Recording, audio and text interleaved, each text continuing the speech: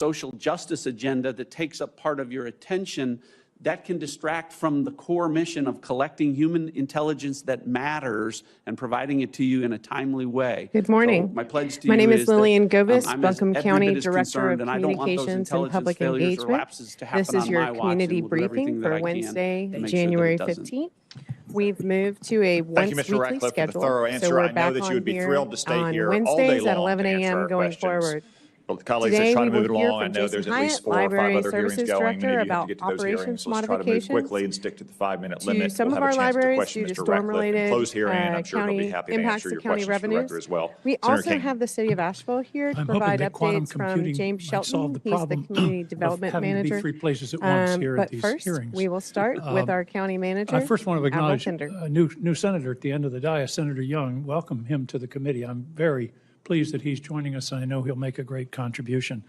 Mr. Ratcliffe, congratulations.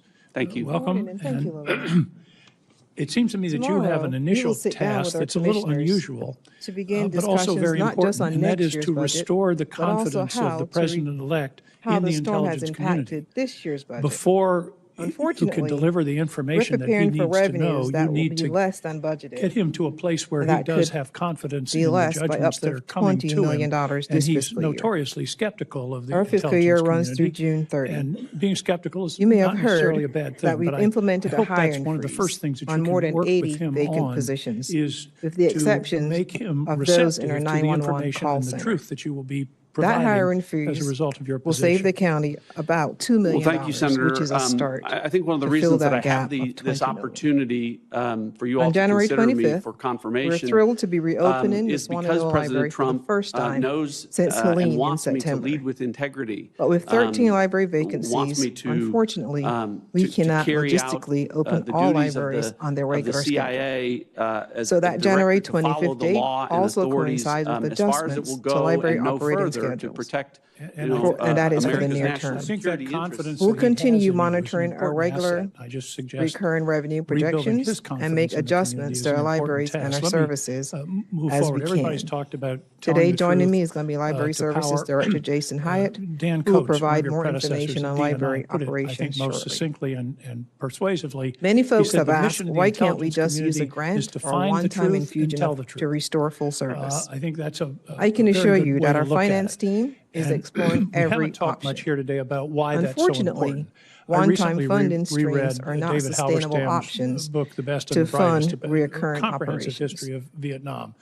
It's Back to this heartbreaking all-day about the meeting tomorrow. intelligence Not only failures and, frankly, will we be discussing our intelligence budget, manipulation but our school that partners will led be here to with us as a well. great deal of that In addition to tragedy. budgets, So we'll be that's why it's reviewing so the draft important, of the because school consolidation feasibility skewed study. intelligence I hope can you'll equal tune in at lives lost. And you've already committed. I won't make you say www.facebook.com/buncombe.gov so to learn again, more. but I think you understand how We do important have some this information, some new information Four- about assistance for 4 Helene years recovery. ago, I asked you a series of Starting yes and no today, questions. Buncombe You County answered them all residents correctly. I'd like to run who are through them once impacted more, by Helene very and who need briefly. assistance with Would you home ever heating ask, can encourage, or apply for support the an intelligence disaster energy professional assistance adjusting program. his or her assessment This to program can avoid cover criticism utility from the White bills, House or political deposits, appointees? reconnection No. fees, Would you as well ever as change repair or remove and content replacement in an costs, intelligence and assessment other for heat and political related reasons costs, such as or at the insulation behest of political replacement leadership? and No. coats and blankets. Would you To consider be an eligible, individual's you personal must have been political impacted by preferences to Hurricane Helene include loyalty to the and a president Buncombe in resident making a at the decision time to of hire, fire, application or promote an and at the individual? time of the No. disaster. You must also And have an do you income that commit meets to the 2025 exclusively consider disaster gross professional income limits, qualifications in IC personnel 60% of decisions state without medium consideration income? of partisan For or example, political factors? this is a maximum Yes. monthly income of $5,247 for a household of 4. To learn more and to apply, visit buncombecounty.org. Applying online is the fastest and easiest way, but you can also apply in person at 40 Cox Avenue in Asheville or by calling 828-250-5500. We also have funds for projects that make homes more resilient. The Hazard Mitigation Grant Program, or HMGP, is available to support property owners with funding for various mitigation strategies, including elevation, home mitigation, reconstruction, and acquisition. The program is 100% voluntary, and homeowners can withdraw from the program at any time. We understand that is a very involved program, which is why there are state representatives available in person this week to help navigate. There are at the Asheville Mall Disaster Recovery Center through Friday from 8 a.m. to 6 p.m. You can find all the details about the program and the application for the Hazard Mitigation Grant Program online at buncombeready.org. There are two important deadlines coming up for those needing assistance after Helene. Helene survivors have 3 weeks left to apply for FEMA assistance, which may cover rental aid, utility costs, and other disaster-related expenses. Apply by February the 6th at disasterassistance.gov, or you can call 1-800-621-3362, or visit the Asheville Mall Monday through Saturday, 8 a.m. to 6 p.m. Due to the devastating fires in California, phone wait times may be long. So if you are able to, going to the Disaster Recovery Center may be the best option. Applies for disaster unemployment assistance. Residents and businesses in Buncombe County and other affected areas may apply if their employment was impacted by Hurricane Helene. You can apply at des.nc.gov. Now, we know there have been lots of questions about the Transitional Shelter and Assistance Program through FEMA. As Buncombe County residents begin to transition out of FEMA Transitional Shelter and Assistance Program on how this process takes place. People staying in hotels under TSA undergo eligibility reviews to determine if they can safely return to their homes. Transitional shelter and assistance will end only for families who are no longer eligible due to an inspection showing their home is habitable, declining an inspection, or not reachable by FEMA after several attempts. For eligible families, the program will continue through March 2025. The next eligibility review is scheduled for January 17th. FEMA encourages families and individuals. There were 39 individuals identified who were unhoused before the storm, who are now considered ineligible under FEMA's temporary assistance program to get TSA extensions. As inspections are completed, there may be others identified as inspections are completed, there may be others identified if there's no home to inspect. As of now, these are the only confirmed pre-disaster unhoused. There were 199 total individuals having identified as pre-disaster unhoused within TSA over the course of the programming section, so since September. On January 14th, the last 39 were transitioned out. I do want to share the outreach efforts that has happened before that January 14th date. Flyers with information, hotel staff to share with affected guests. Outreach teams from our contractor Tetra Tech attempted to face-to-face engagement with those individuals to provide assistance. Efforts were made to knock on doors and slide resource flyers onto doors where direct interaction was not possible.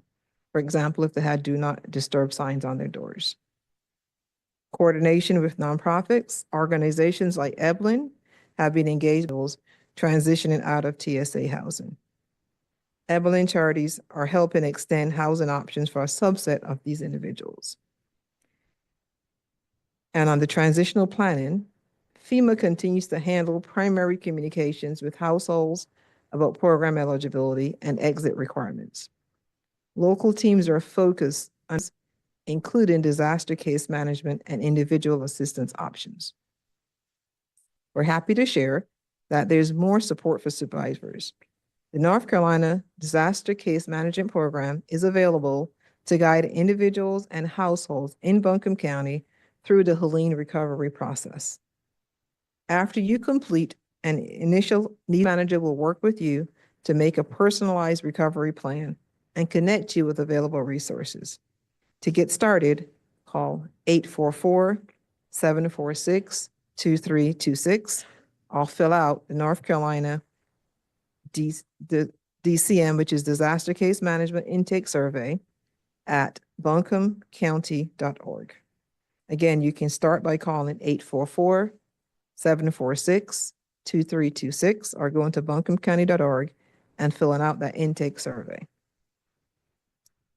Steady progress continues to be made. Wednesday, January 15th, 741,903 cubic yards of debris has been removed from the public right-of-way in Buncombe County, Black Mountain, and the city of Asheville. Today, there are 34 trucks running in Buncombe County for right-of-way collection.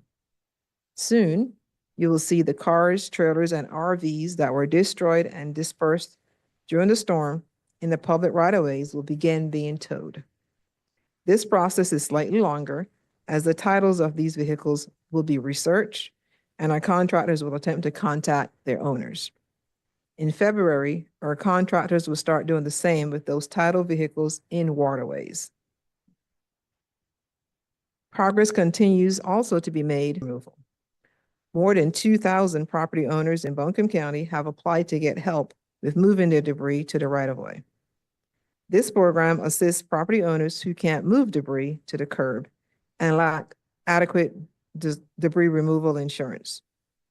The intake centers are located at Black Mountain Public Library, Barnesville Fire Department, Swananoa Fire and Rescue, that is the Breetree Substation, and Fairview Library. For more details or to apply, visit buncombeready.org. Now, updates on new trash and recycling pickup provider, FCC. The solid waste transition is ongoing, and I can assure you that FCC have seen and heard your concerns.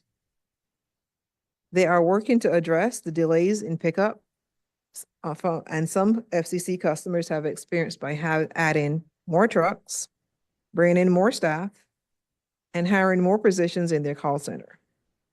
During changes of this scale, it is typical for a new company to undergo a transition period where crews learn updated schedules, new routes, and procedures.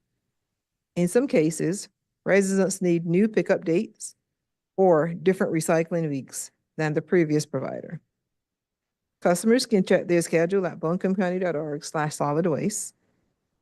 If you have any questions, please contact the FCC customer service team at 828-820-7022. Again, the FCC customer service team is 828-820-7022.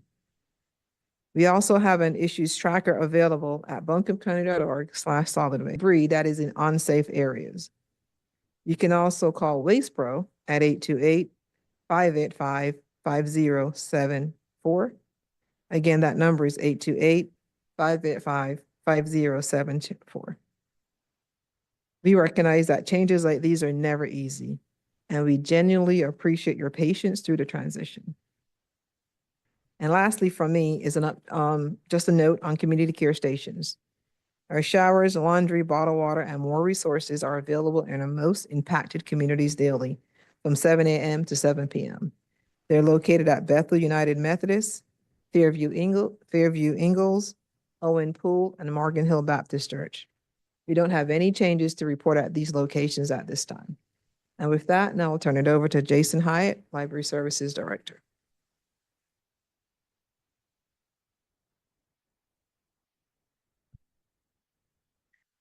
Thank you, Avril. Let me start by saying that I wish I was here to share news of extensions of services and programs, and I look forward to the day when that can happen. But like every other department in our organization, library staff have been working to create a plan that sustains our services in the wake of unprecedented challenges. It's a plan that prioritizes keeping all of our library locations open, maintaining youth services and early literacy programming at every location, and it also ensures that Buncombe County meets the State Library of North Carolina's minimum standards for service hours, which allows us to receive more than $288,000 in state aid in the next fiscal year. Library administration began meeting with our branch managers in December to develop a plan that creatively and equitably serves our community. We knew that with our 13 vacancies, we simply could not operate all branches on the current schedule. With the devastation experienced in the Swananoa community, bringing that library back online was a priority, And so we're very happy to share that that branch will reopen on January 25th. Of course, staff at that branch had previously been working in other locations. So reopening means that combined with the vacancies, there are some cascading impacts. And with that, some of our other branches will move to a modified schedule. Our most utilized locations will continue to remain open 5 days a week. Those are Pack Memorial Library, East Asheville, Inca Candler, North Buncombe, Skyland, South Buncombe, and West Asheville. And with this, every geographic region of the county will have a library that's open 5 days a week. 4 of our other libraries will move to 4-day service. Those are Black Mountain, Leicester, Fairview, and Weaverville, and they will be open Wednesday through Saturday. And finally, 2 branches will be open 3 days a week. Though they are smaller libraries, the Swannanoa and Oakley libraries are beloved in their communities and will be open on Tuesdays, Thursdays, and Saturdays. We've been working with our Library Advisory Board, the Friends of the Library, and the Trust Fund for Buncombe County Public Libraries, and we're thankful to have them at the table with us in thinking creatively in our recovery to the storm. We all love our libraries, and we love that public libraries are for everyone. And one day we'll be back to share exciting news about expanded offerings. That'll be a great day not just for our libraries, but for our community as a whole as part of our recovery and our flourishing in the wake of a devastating disaster. I do want to end on a bright spot. One piece of exciting news to share is that all 12 of our libraries have a new resource for beginning readers, and that was made possible by a $10,000 donation from the Trust Board for Buncombe County Public Libraries. That donation provided a set of 60 Stairway to Codables from Capstone Publishing for every library, as well as new display racks for the collections at several locations. If you're curious what decodables are, they are phonics readers designed around the science of reading, and we're super excited to add those. You can visit your local library to ask about that collection. And as one last reminder, our digital library is a resource that's available to everyone 24/7. Jason, I know that I love going to our Black Mountain Library after the farmer's market on Saturdays, and I'm thankful to be able to keep a little normalcy in my old weekend routine. At this point, we'll turn it over to James Shelton, Community Development Program Manager with the City of Asheville, for an update on their end.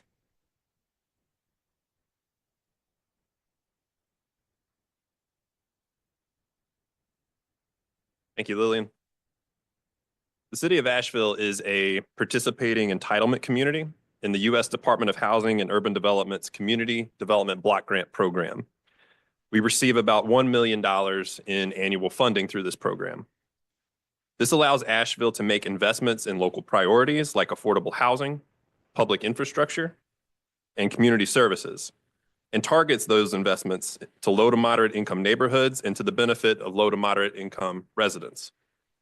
We're currently accepting applications for this year's funding on our website until February 7th. On January 8th, HUD announced that the state of North Carolina would receive $1.4 billion in CDBG, Community Development Block Grant, disaster recovery funding. This is a result of the continuing resolution passed by Congress in December.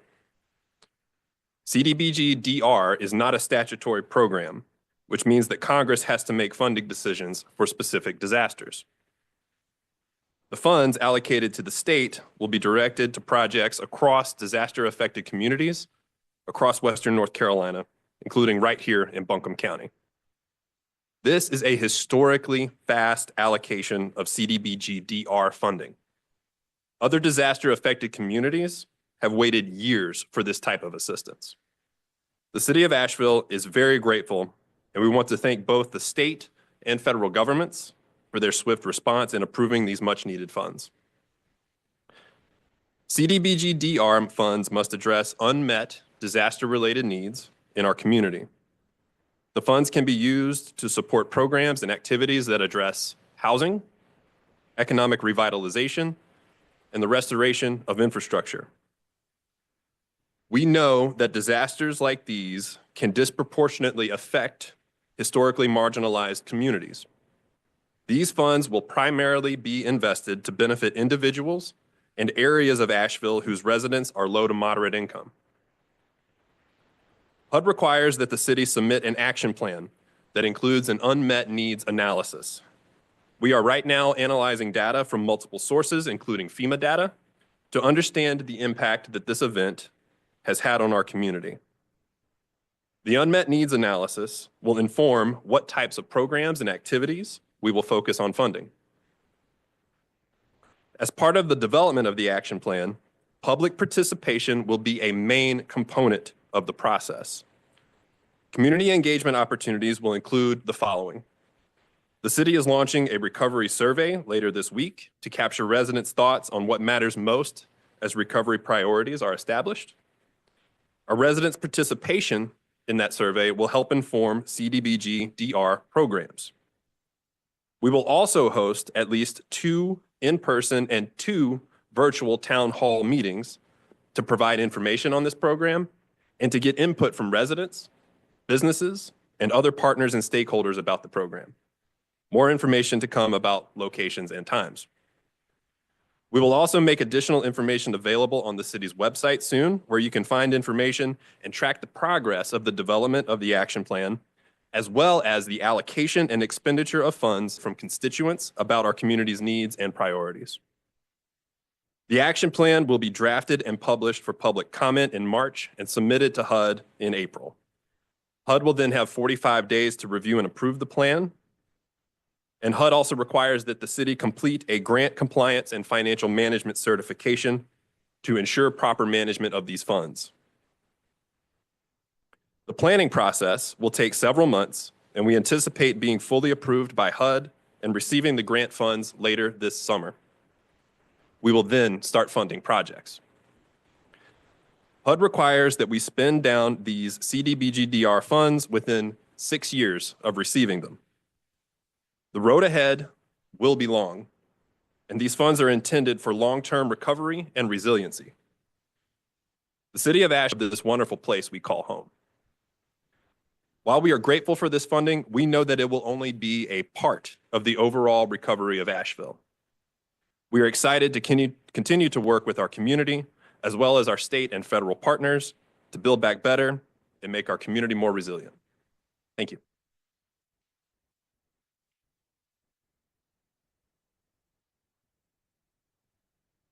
Thanks, James. Nice job with the acronyms.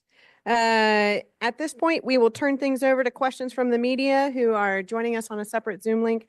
We also have City of Asheville's Assistant City Manager, Rachel Wood, here to answer general questions from the city. So we will turn things over to our media partners now. Hi, can you hear me? Yep.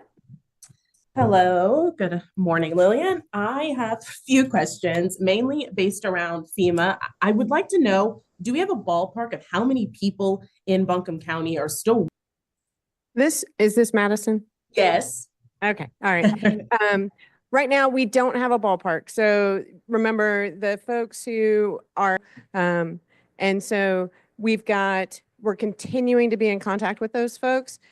Be sure if you're getting calls from FEMA, return those phone calls so that they can follow up with you. You can also go through the disaster case management program, but I don't have the total number for you. Even outside of the TSA program, just numbers in general, how many people are still waiting for even money, inspections, any of that? That is going to be a question for the FEMA news desk, and I can shoot you that email for them. No problem. Also, I do have one. At one point, we heard that about 400 people were approved for the FEMA trailers, and we're still not seeing very many come in. How is that looking with thousands of people still in the TSA program? Okay, Avril is on her way back up to help answer that question for you.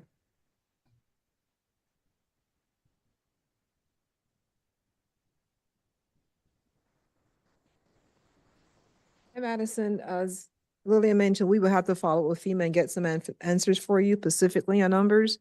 But we know that we're not looking at having trailers in trying to see this in one compressed area. What we've been working on is putting trailers in commercial pads that already have water and sewer hookups. And I think we've already placed, and there's one about, I'm looking at Lillian. My last count was like 26 of those homes have been placed. Side of trailers is a program called direct leasing, where they're working with existing apartment complexes that have vacancies, that they can put people into apartments. That is, I guess, one of the preferred methods for them as well. So you wouldn't see as many trailers, or in old days, you would have seen pictures of tons of trailers just on vacant lots. That is not the model we've been looking at here in Buncombe County. We've been really working on getting existing short-term rentals or apartment complexes to lease to FEMA, and that's an 18-month lease that they're looking at. So that's the model that I think FEMA is working on right now.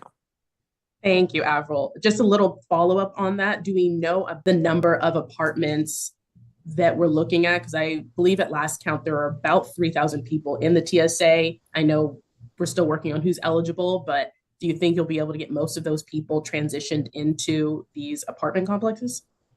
So your 3,000 number was all of Western North Carolina, not just Buncombe County. And I was talking about the direct leasing in Buncombe County specifically.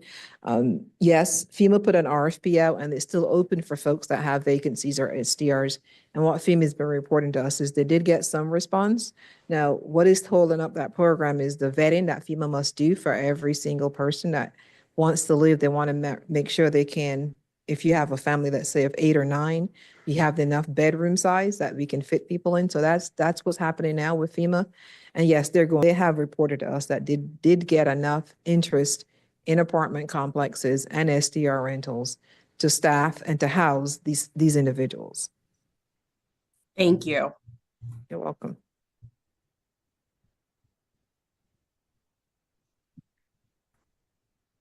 Anything in the chat, Angelica? Nothing in the chat. Additional questions from members of the media? If I could, do have one more. You all kind of covered it, but about the FCC complaints, I know you said that they are aware of them.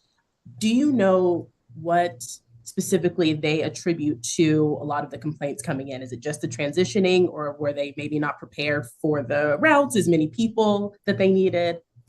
So like Avril touched on, they have increased the number of trucks they have. They've increased the number of staff they have, and they've also increased the number of customer service staff that they have. So, this process started several months ago for people signing up. Yeah. So this process started several months ago for people signing up for the new service. And of course, we had a storm in the middle of that. So getting the new staff hired and the drivers familiar with the routes and ready to go has been a little bit more complicated than under a normal situation when you don't come in right after a devastating event where even some of our roads and bridges remain closed, right?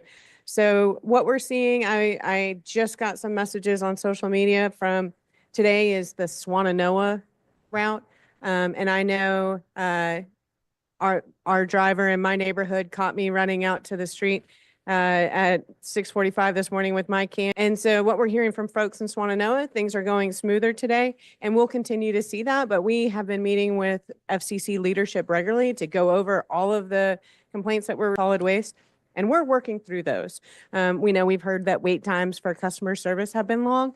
They are training more staff, and I think it was 8 more yesterday, 6 to 8 more yesterday, who they're bringing on board. And so it takes a little bit to get that knowledge for the delivery of service in this community, but they are getting up to speed faster. And we've been working really closely with them on that and setting some performance targets. And just one more, lastly, with the deadline coming up on February 6th for FEMA, can we expect a slowdown of people getting help? I know a lot of money's pending and transitional housing and a lot of different things, especially with another natural disaster happening on the West Coast. So the transitional housing is going down, which is good. That's what you want to see. Rental assistance is increasing. So I think what we'll see, not necessarily is, a major cliff or anything like that, but we'll see the ways in which FEMA is providing us folks home. Ideally, what everyone wants to do is be home. And that's what FEMA is helping us do through these assistance programs. That's all I have. Thank you. Thanks, Madison. Hey, Lillian, it's John Boyle from Asheville Watchdog. I was going to be worried if I didn't hear from you in one way or another. I've got a couple of debris questions, but the city to address water. Clay's not here today. Clay will be here next week, I think is what I understand. You can Okay, also you can reach out to their media line for questions. Yeah, and- I'll send them these and directly. media. But on debris, I've had a couple readers asking me where all the debris is going, which I know y'all have addressed somewhat before, and if it's going to the landfill, what the capacity is there.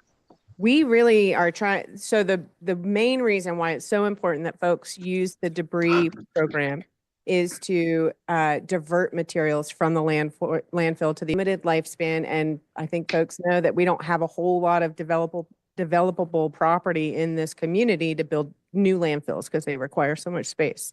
So we are separating that debris, vegetative, construction, all of the above, into different piles. And then that's why you'll see like a debris truck will come through and they'll pick up one thing, not the other. They are focused on maybe that vegetative debris on that route. And that gets diverted to a location. We are trucking debris to other states in order to help preserve the lifespan of our landfill, right? Like that's very important to us so that it can be here as a resource to our residents for a long time.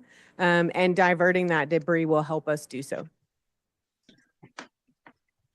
Okay, the debris the vegetative material that's being ground up, where does that end up going?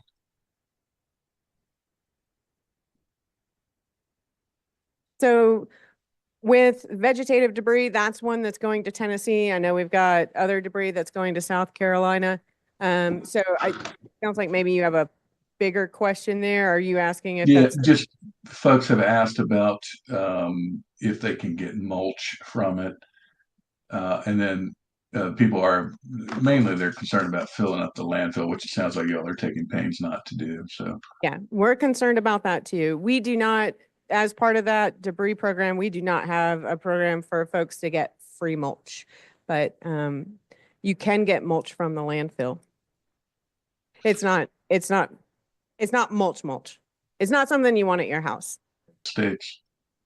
It's going to dedicated debris management locations. So not necessarily public landfills that are being used in those communities, but specific locations that are debris management sites for other municipalities that may have similar needs, maybe just on a smaller scale. And on the Buncombe County landfill. No. You can get that We to can me later follow if you up want. with you via email on Yeah. that, John, but that's not I a know number they've that stays in I my know brain. they've had that in years past. They say it's like a 20-year lifespan or something on it. So that's fine if you want to follow up on that. All right. That's all I got. Okay. Thank you. Additional questions from the media? Just a reminder, all of the information that we shared today and more can be found on our website at buncombecounty.org. Our call center remains open. You can give us a ring at 828-250-6100. Questions about Helene recovery, debris, residential trash pickup.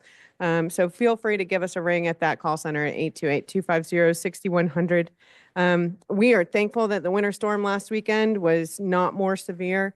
But we know that the extended forecast, sometimes snowflakes are making their way into that long-term forecast. Please sign up for our alerts. We'll keep you posted on operational changes, emergency information, and more. Just text BC Alert, all one word, doesn't matter if it's lowercase or not, to 99411 or go to buncombecounty.org/code red. We can get you signed up for those alerts and you can stay in the loop on the latest things as they develop in our community. Reminder, we're once a week on Wednesdays at 11 for our community briefings, and we'll see you next week.